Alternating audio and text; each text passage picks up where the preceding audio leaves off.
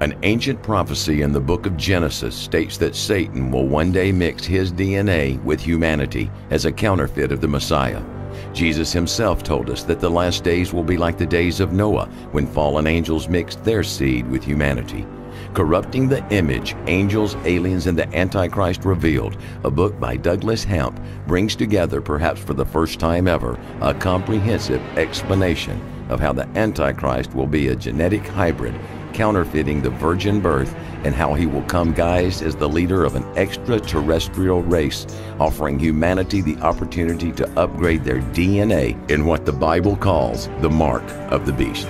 Corrupting the Image is at the cutting edge of research and is written to be easily understood so everyone can understand the sinister plan unfolding before our very eyes. It's acclaimed to be one of the most important books of our time and available at DouglasHamp.com. That's DouglasHamp.com.